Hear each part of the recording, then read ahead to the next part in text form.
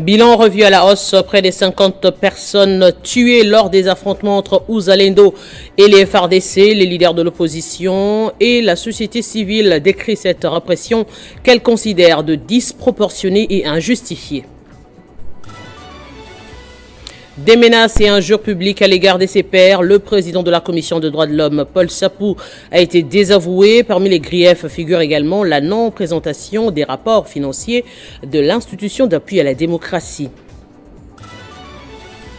Pour conduire la transition pendant 2 ans, voté à l'unanimité, le général Brice Oligui Nguema prêtera serment le lundi 4 septembre prochain devant la Cour constitutionnelle. Mais très peu sont ceux qui connaissent ce qui est l'actuel homme qui est salué par le peuple gabonais, son portrait dans ce journal. Et en sport, cette bonne nouvelle pour le championnat national. Le ministre de Sport a cédé ce jeudi le stade Tata Raphaël pour les rencontres du championnat de la Ligue nationale de football. L'annonce est du président du CONOR. Bienvenue à ce journal, mesdames, messieurs. Un nouveau bilan dans les affrontements d'hier à Goma entre les fidèles de la secte dite Ouzalendo et les FARDC. Les sources locales parlent d'au moins 48 morts parmi les civils lors de l'intervention de l'armée contre les manifestants. Eh bien, les leaders de l'opposition et la société civile ont décrié cette répression qu'elles considèrent disproportionnée et injustifiée. Ces dernières ont appelé à des sanctions.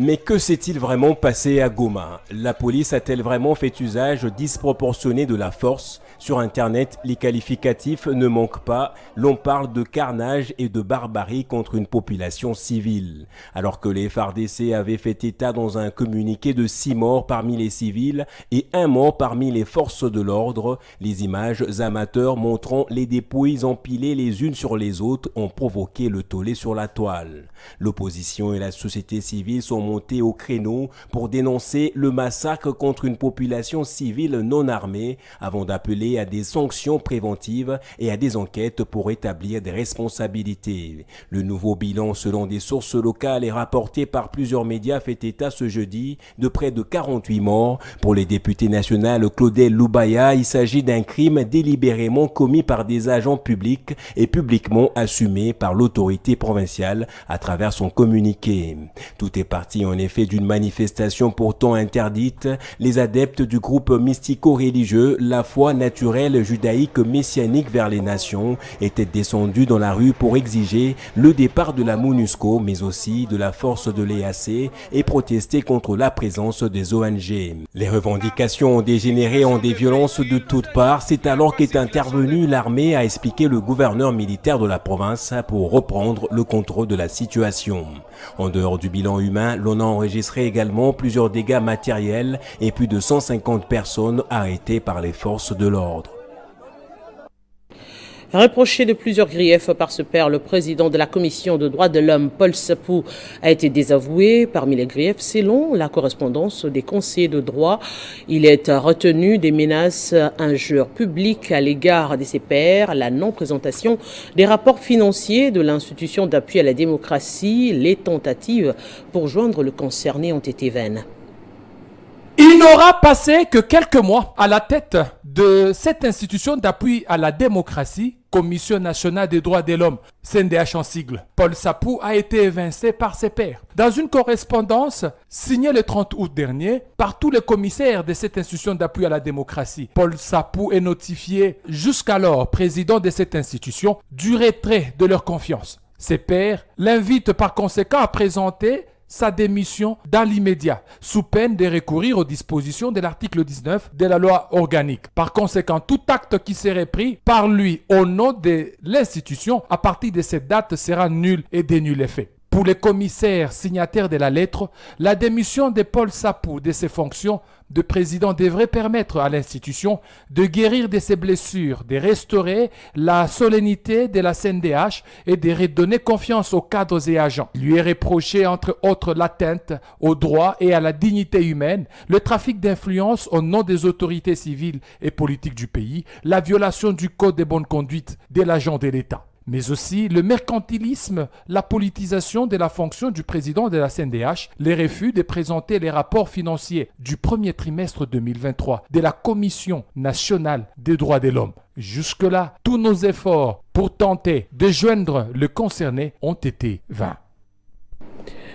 Clôture de la 55e session du Conseil de ministres de la Justice de l'OHADA tenue à Kinshasa du 29 au 30 août en présentiel avec 10 pays et 5 en visioconférence. Il ressort de ces assises plusieurs recommandations du comité d'experts, notamment l'adoption du projet de révision qui contribuera à l'amélioration du climat des affaires au sein de l'espace OHADA et la possibilité d'augmenter le nombre des juges à la Cour commune de justice et d'arbitrage conformément aux dispositions du traité. 6 jours durant, Kinshasa a été véritablement la capitale de l'OHADA pour avoir abrité les travaux de la 55e session du Conseil des ministres. Au nom du chef de l'État Félix-Antoine Tshisekedi, du Premier ministre Jean-Michel Samaloukonde et en son nom propre, la ministre d'État, ministre de la Justice et garde des Sceaux de la RDC, Rose Mutombo Kiese, présidente en exercice du Conseil des ministres de l'OHADA, a tenu à remercier les participants de ces assises pour le dévouement et le sens des devoirs et a noté avec joie les travaux d'examen des sujets cruciaux inscrits pour cette session. Permettez-moi de vous dire combien le gouvernement de la République démocratique du Congo est satisfait des conclusions auxquelles ont abouti nos travaux. Nous avons eu des discussions franches et constructives et je suis persuadé que les résultats de cette session contribueront à renforcer l'OHADA en tant qu'acteur clé de l'harmonisation du droit des affaires sur notre continent. J'aimerais nous encourager tous à poursuivre cet élan de collaboration afin de contribuer efficacement à la réalisation de l'objectif majeur de nos pères fondateurs. Elle a en outre réitéré la promesse faite par le gouvernement congolais d'accompagner activement cette organisation communautaire. Avant la session du Conseil des ministres de la Justice de l'OHADA, des experts s'étaient réunis du 25 au 28 août dernier. De la présentation du rapport final, il ressort plusieurs recommandations au Conseil et la présentation des activités conduites par la RDC dans le cadre de la préparation du trentenaire de l'OHADA. Après avoir constaté l'acharnement politico-judiciaire dont serait victime le gouverneur Gentini Ngobila, les élus de Mai-Ndombe sont montés au créneau pour dénoncer ces actes et demandent à ce que cesse cette activité qui viserait à fragiliser les actions du chef de l'État à quelques mois des élections générales pour le second mandat. Halte à l'acharnement politique dont est victime le gouverneur de la ville-province de Kinshasa, Gentini Ngobila Mbaka, c'est le message lancé par les caucus des élus et notabilité de Mai-Ndombe.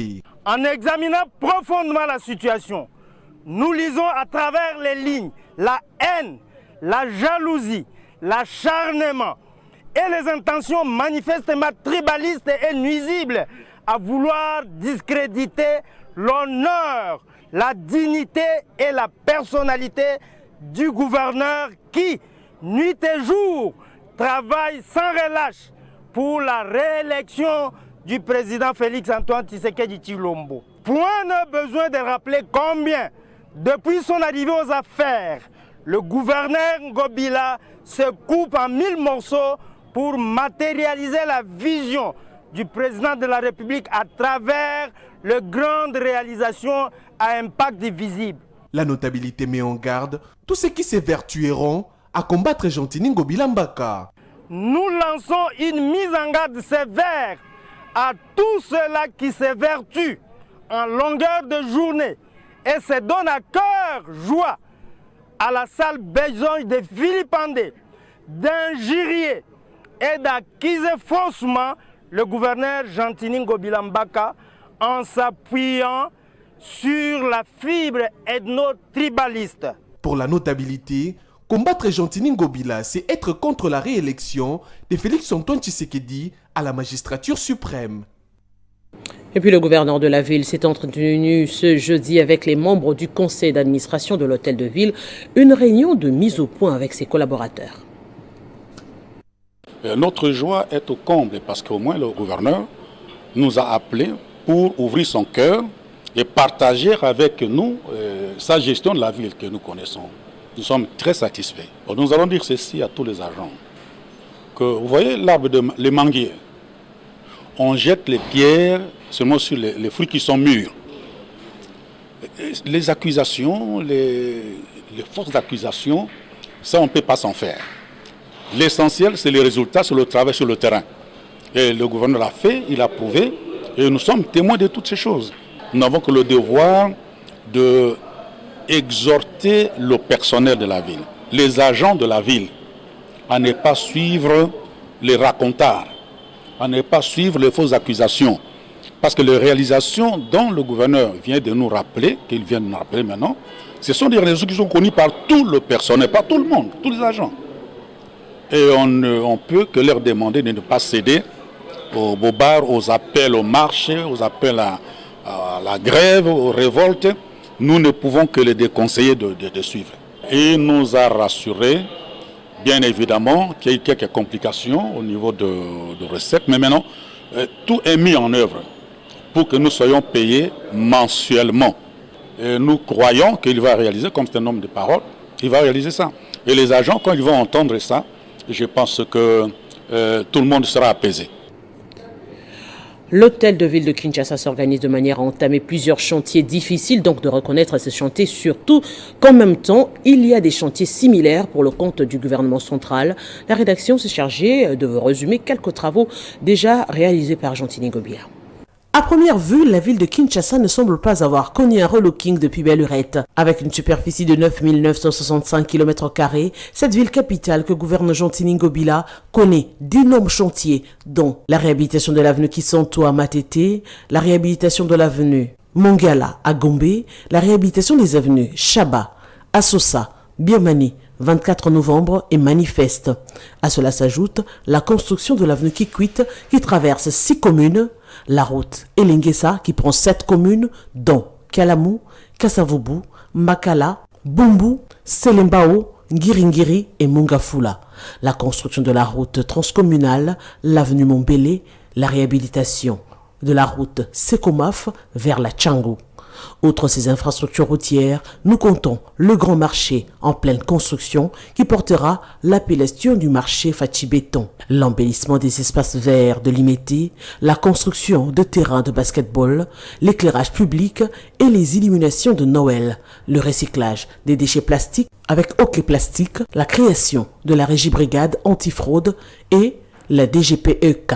Un grand défi pour le numéro 1 de la ville de Kinshasa, comme la question de l'assainissement de la ville qui se fait malgré les difficultés.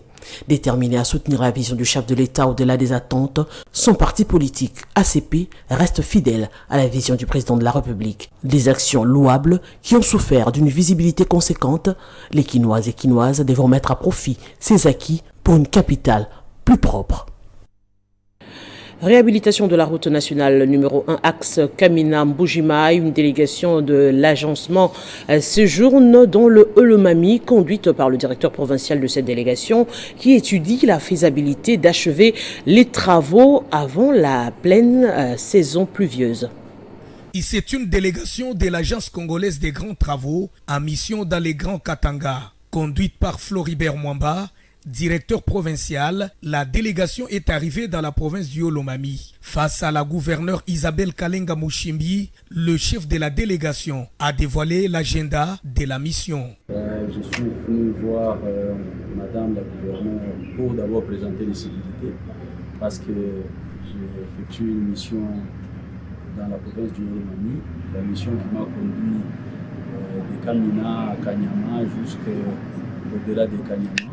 Je suis venu visiter la route nationale numéro 1, tronçon compris entre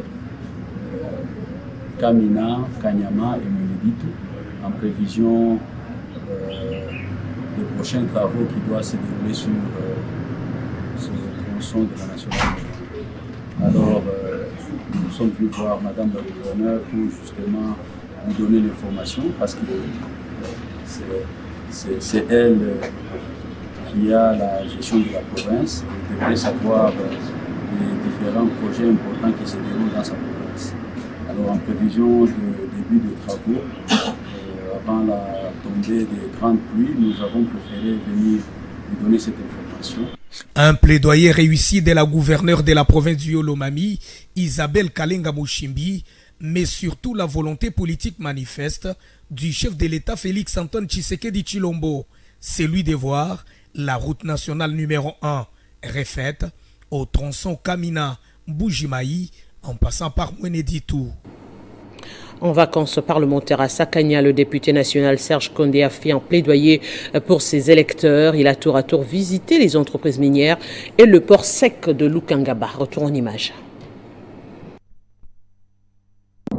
Il porte fièrement sa casquette de parlementaire. Doublement élu dans la circonscription de Sakania, Serge Shembo Condé met à profit ses vacances parlementaires. Nous sommes à l'entreprise minière Front SA. Cette visite a pour but de palper du doigt les réalités de cette entreprise. Accompagné des quelques membres et notables des différentes structures et associations dont les Benaloupembe et les Saint-Pia, il plaide pour la nomination d'un originaire comme responsable des ressources humaines au sein de cette entreprise minière. Depuis que Frontier existe, nous n'avons jamais eu des enfants de Sakania à des grands postes de responsabilité. Et aujourd'hui, nous sommes venus demander à l'administration pour que le prochain directeur des ressources humaines soit un enfant de Sakania, un enfant à Belou. Puis vint le tour du port sec de Lukangaba en frontière avec la Zambie. Situé à 12 km de Sakania, sa visite est très attendue. Accueilli par le directeur général de la société Jiao, l'élu du peuple tient une réunion sur le fonctionnement de ce port sec ainsi que les attentes de la population quant à l'embauchage et l'harmonie entre les couches sociales de cette communauté locale. Nous, en tant qu'élus du peuple, en tant que député national de cette contrée, il a été de notre devoir pendant nos vacances parlementaires de venir palper du doigt les travaux qui s'effectuent ici. Il s'en est suivi d'une visite guidée des installations en commençant par la frontière avec la Zambie, les services techniques et administratifs qui sont aux normes internationales. Et dans une audience accordée au gouverneur de la province de l'Équateur, le ministre de Transport, Voies des Communications et Désenclavement, Marc Ekila, a rassuré à Bobo Boloko le déploiement très bientôt des bus Transacademia dans sa province en vue de rassurer la mobilité des étudiants équatoriens. La province pilote du Congo central en juillet dernier, les déploiements des bus Transacademia qui assurent la mobilité des étudiants congolais va s'étendre dans la province de l'Équateur. C'est ce qui ressort de l'audience que le ministre des Transports, Voies des Communications et Désenclavement a accordé ce 30 août au gouverneur de l'Équateur, Bobo Boloko Bulumbu, en présence du directeur général de cette entreprise publique, Georges Ongelo. Une fois réalisé, ce sera le tour des étudiants de la ville de Mbandaka, dans l'actuelle province de l'Équateur, de bénéficier des actions à impact visible du chef de l'État Félix Tshisekedi. La mission technique des prospections sera entamée dès la semaine prochaine par l'équipe technique des Transacademia avant des déplacements effectifs des bus. Le gouverneur Bobo Boloko et les DG Georges Ongelo saluent la vision du chef de l'État. Nous sommes déjà en train d'envisager dans un très bref délai les déploiements des bus au niveau de Mbandaka et une équipe déjà la semaine prochaine sera dépêchée, une équipe d'études. Vous savez que le chef de l'État a songé aux étudiants congolais, pas quinois, donc Transacademia, c'est l'ensemble du pays.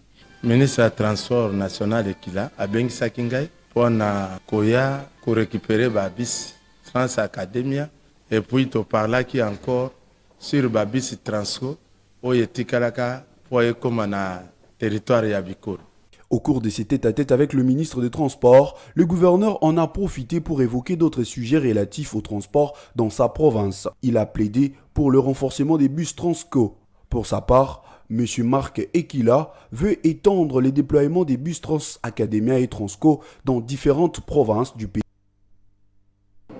Et en sa qualité de député national, Lambert Mende Omalanga a été reçu par Freddy Chembo, directeur général de l'agence de pilotage, de coordination et de suivi de conventions de collaboration APCS ce jeudi. Accompagné de quelques notables, l'élu de Sankourou est allé soumettre certains projets recueillis pendant ses vacances parlementaires au profit de sa base. Je suis venu pour discuter des questions de développement. Vous savez que l'agence a aujourd'hui des compétences très élargies en ce qui concerne la prise en charge des projets de développement à travers toute la République.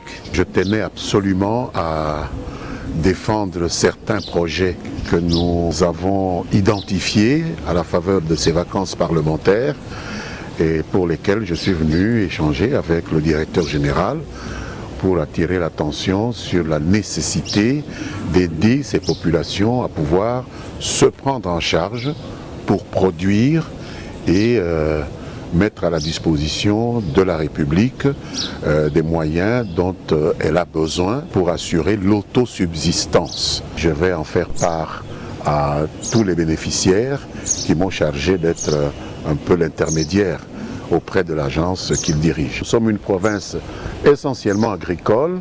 Il s'agit également de routes, les voies fluviales, les voies routières pour la libre circulation de ces biens qui sont produits et qui, lorsqu'elle n'est pas assurée, amènent les populations à se décourager et à ne produire que pour une maigre autosubsistance, alors que notre terre est capable de produire pour la subsistance naturellement de ses habitants, mais également pour des échanges qui peuvent permettre à notre pays de tutoyer l'émergence et le développement. Dans le secteur de l'éducation, le district de la Lukunga est en ébullition, longuement attendu. Les résultats des exercices sont publiés dans cet après-midi, comme promis par le ministère de l'EPST. Sortant du lot, certains élèves ont fait des bons résultats, tel le cas de Kayombo Luboya du complexe scolaire Lupio qui a eu 87%. Après le coup d'État militaire qui a conduit au renversement du président Ali Bongo au Gabon hier, dans la soirée, les putsch ont voté à l'unanimité le général Brice Oligui Nguema pour conduire la transition pendant 2 ans et il prêtera en même temps serment ce 4 septembre devant la Cour constitutionnelle. Mais très peu sont ceux qui connaissent qui est l'actuel homme qui est salué par le peuple gabonais, qui est Oligui Nguema. Et le monde repense dans ses récits de Nota Diambouité. Un moment très attendu par Ali Bongo, mais qu'il n'en profitera pas. Déchu, juste après sa réélection par la garde républicaine, l'armée a pris les pouvoirs ce mercredi et a aussitôt mis à la tête du pays le général du putsch, Brice Clotaire Oligui Nguema. Un homme célèbre à travers son statut de multimilliardaire gabonais, d'après certaines sources, Brice Oligui a été attaché militaire aux ambassades des différents pays africains, notamment au Maroc, au Sénégal et au Gabon durant une décennie. En octobre 2018, grâce à sa bravoure, l'homme sera nommé chef de la garde républicaine une année après que Ali Bongo soit atteint par l'AVC. Assumant le grade de colonel à la tête du service des renseignements de la garde républicaine gabonaise, durant son mandat, Brice Oligui a initié des réformes qui ont renforcé l'efficacité en augmentant tout d'abord son effectif de 30 à plus de 300 éléments, dont près de 100 tireurs de précision en vue de maintenir la cellule de sécurité du président de la République. Ces réformes ont également inclus la création de la section des interventions spéciales, une unité propre à Ali Bongo. Juste à 1 an des élections présidentielles au Gabon, ces nouvel homme fort du pays étaient chargés de préserver le pouvoir d'Ali Bongo en mettant d'énormes efforts. Durant tous ces temps, il a soigné son image à travers la presse en affirmant sa fidélité et loyauté au président de la République. L'histoire politique moderne au Gabon sera ainsi marquée grâce à l'organisation d'un putsch qui a renversé la famille présidentielle avec qui à la tête un général de la garde républicaine qui n'est d'autre que Brice Clotaire Oligui Nguema. Si Nguema organisait la transition qui viendra donner les élections au peuple gabonais, il sortira grand face à son peuple et au continent africain. Je le disais en titre, le Stade Tata Raphaël va accueillir les matchs de la Ligue nationale de football. Le ministère de Sport et Loisirs a obtenu du ministère en charge des infrastructures et travaux publics l'autorisation momentanée pour le déroulement du championnat au Stade Tata Raphaël où se poursuivent les travaux de réhabilitation. L'annonce a été faite ce jeudi par le président du comité de normalisation de la FECOFA, Dieudonné Sambi, au sortir d'une audience avec le patron des sports. D'ici la semaine prochaine, le stade Tata Raphaël va accueillir le match de la Ligue nationale de football. Le ministère des Sports et Loisirs l'a fait savoir ce jeudi 31 août 2023 au président du comité de normalisation de la Fédération congolaise de football association au cours d'une audience dans son cabinet de travail. François-Claude Kaboulo-Mona Kaboulo a sollicité et obtenu une autorisation partielle auprès de son collègue des infrastructures et travaux publics, Alexis Guizaro, pour l'utilisation de ces stades réhabilités. Je suis heureux aujourd'hui de vous annoncer que son Excellence a obtenu que les stades soient de nouveau opérationnels et que dès la semaine prochaine, avec la gestionnaire du stade de Tata Raphaël, qui a été mise à disposition de la Linafoot, les championnats vont répondre dans ce cadre-là. Et dès demain, nous aurons une rencontre de travail avec la gestionnaire pour pouvoir mettre en place les conditions d'accès, les conditions d'utilisation de cette installation, comme vous le savez, qui n'est pas encore totalement terminée parce qu'il y a encore des travaux à exécuter. Dieudonné Sambi, président du comité de normalisation de la FECOFA, invite les supporters à plus de maturité pour protéger cette infrastructure qui subit encore de travaux de rénovation. Nous devons penser à les léguer aux générations futures. Et c'est à nous de prendre des mesures pour que ces installations restent en bon état. Faisant d'une pierre deux coups, les deux personnalités ont aussi échangé sur le match de la RDC contre le Soudan prévu le 9 septembre à Kinshasa. Nous sommes à la veille d'un grand match, un match de qualification pour lequel nous devions nous mettre d'accord sur certains points. Le ministère des Sports et Loisirs et l'instance fêtière travaillent en synergie pour la réussite totale de ce match à Kinshasa. Et mesdames, messieurs, ce journal est terminé. Place au rappel des principaux titres.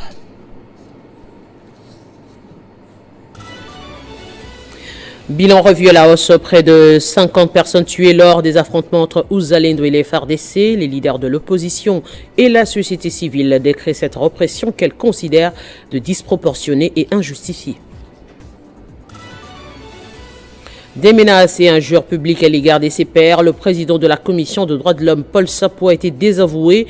Parmi les griefs figure également la non-présentation des rapports financiers de l'institution d'appui à la démocratie. Pour conduire la transition de 2 ans votée à l'unanimité, le général Brice Oligui Nguema prêtera serment le lundi 4 septembre devant la Cour constitutionnelle. Mais très peu sont ceux qui connaissent l'homme actuel qui est salué par le peuple gabonais. Son portrait, vous l'avez suivi dans ce journal. Et en sport, cette bonne nouvelle pour le championnat national. Le ministre de Sport a cédé ce jeudi le stade Tata Raphaël pour les rencontres du championnat de la Ligue nationale de football. L'annonce est du président du CONOR. Merci de votre attention soutenue. Surtout, restez fidèles à Télé 50.